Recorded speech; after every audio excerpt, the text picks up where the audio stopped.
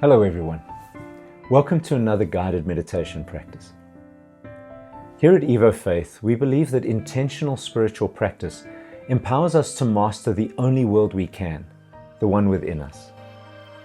Mastering our inner world is one of the most powerful and profound skills we can ever learn, because when our inner world changes, everything changes in our outer world, even if nothing changes.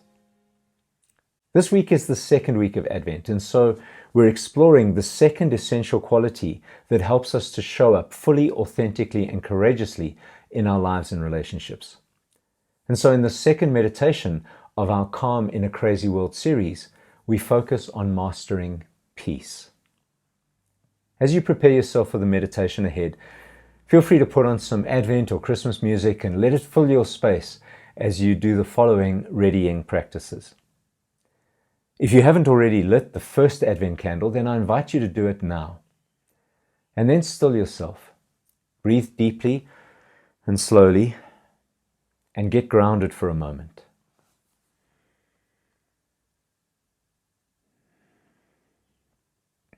And then when you're ready, light the second candle, the candle of peace.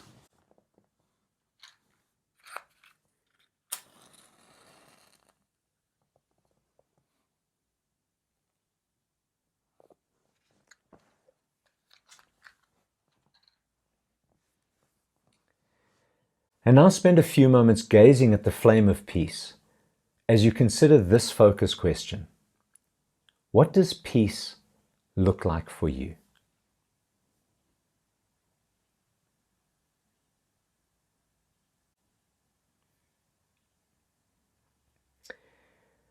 And now as a prayer, I offer you these words from Jimi Hendrix. You may want to repeat them a few times and allow their message to sink right into your soul. When the power of love overcomes the love of power, the world will know peace. When the power of love overcomes the love of power, the world will know peace. When the power of love overcomes the love of power, the world will know peace.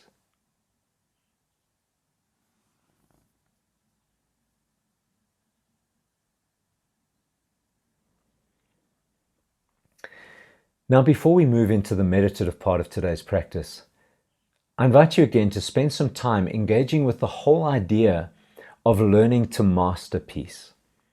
And again, I encourage you to pause this video, switch off your music now, and click through to the podcast, which was posted on Wednesday. It will help you to focus your mind, heart, and soul around the challenges of peace and turmoil.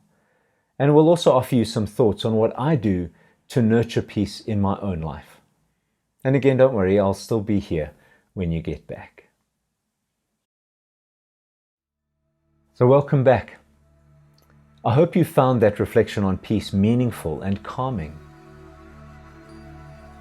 Now, in the light of those thoughts, I want to invite you to engage more deeply with peace for yourself. The following questions and exercises are designed to help you connect with your deepest thoughts, feelings, and experiences of peace, and they will help you to develop some intentional practices that will strengthen your capacity for peace, even in turbulent times. So again, let's begin with exploring the stories you tell about peace and turmoil. When you think of peace, what stories come to mind? Are they your own stories or those of someone else? Do they inspire you and calm you? Or do they generate anxiety or turmoil within you? What makes these stories so representative of peace for you? How do these stories capture your heart and shape how you feel about peace?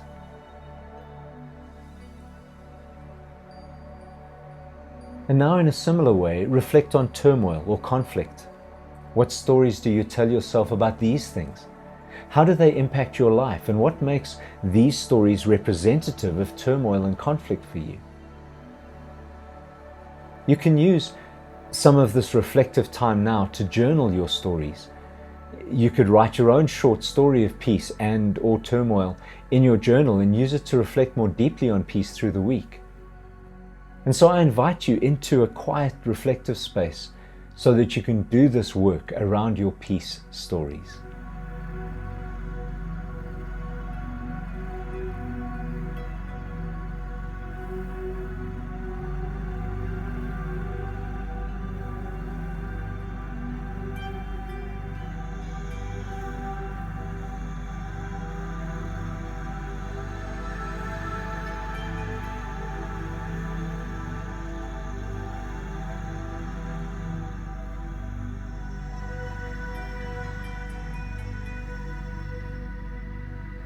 And now once again, look a little more carefully at your stories of both peace and turmoil. Look for what words appear most often in your stories. What is your peace vocabulary that's revealed through that? The words and phrases that you use most often when speaking about peace or turmoil. Where do these words come from? Are they yours, or have you learned them from someone else? And are they the words you would most want to be speaking about peace in your life? What other words might you want to use instead or along with these words? How do these words impact how you think about peace and turmoil? Does your vocabulary strengthen your capacity for peace or undermine it? Now, if you journaled your peace stories, you could go back and underline any key words that come up often. Or instead, if you'd prefer, you can just write a list of the words and phrases that you use most around peace.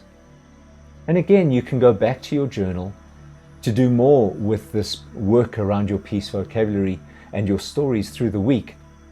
But for now, I invite you to go back into that reflective space. And I give you some time now just to reflect a little more deeply on your peace vocabulary.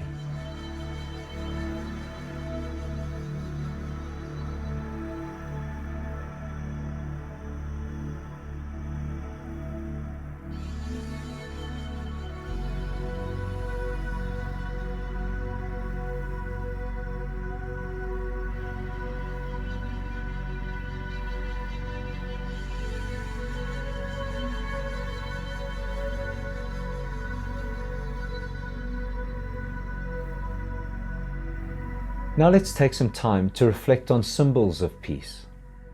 What symbol, image, or metaphor best represents peace for you? And what symbolizes turmoil or conflict? Do you have any symbols in your home or that you wear or carry with you on your person that relate to your experience and perspective of peace? Do these symbols strengthen your capacity for peace or undermine it? What symbols of peace would you like to keep with you as a reminder to nurture peace when you go through turbulent times? In this reflective time, right now, you could search for images and symbols of peace if that would be helpful for you. You can even pause this video while you do that if you'd prefer. You could look through a magazine or search online.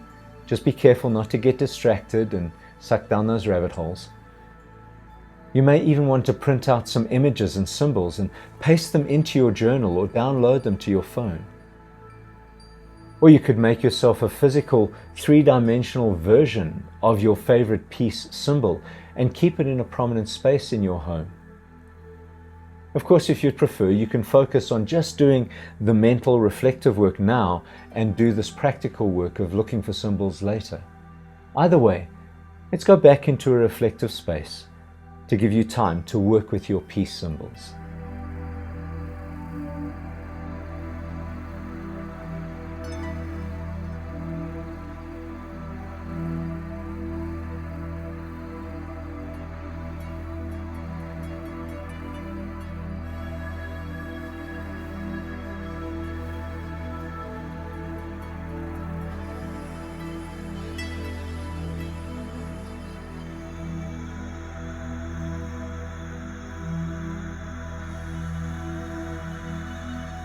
And now finally, what rituals do you have around peace?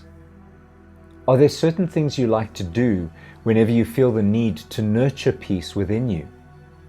Are there certain habits that you have developed around peace? How are these rituals and habits impacting your ability to nurture peace when you face difficult times or challenges? And now consider how you can be more intentional in nurturing peace as a spiritual practice. What rituals could you adopt or create for yourself that can train you to be more intentionally and automatically peaceful? What benefit might you gain from nurturing a more peaceful way of being? Spend a few moments considering a simple ritual of peace that you can create for yourself as a way to strengthen your capacity for peace. Once more, go back into that reflective space as you consider your peace rituals and habits.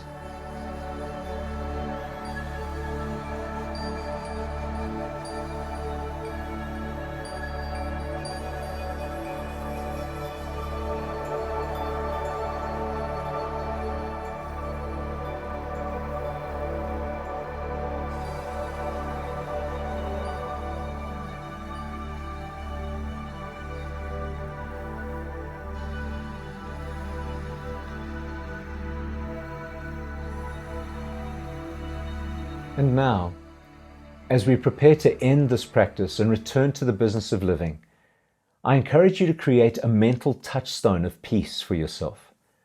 As before, it can be a breath prayer, an affirmation, or a mantra. Whatever it is, just make it something you can say in a single breath and that you can remember easily. And then keep it with you, in your mind or on your phone or somewhere easily accessible when you need it. And whenever you feel the need to connect with peace intentionally or to strengthen your sense of peace in a particular situation, repeat that mental touchstone, that mantra or affirmation, either silently or out loud as many times as you need. Just by doing this, you will help yourself to reorient your heart, mind, and body toward peace more consistently. And that's our meditation for this week. Thank you for sharing in this practice, and stay connected to the sacred.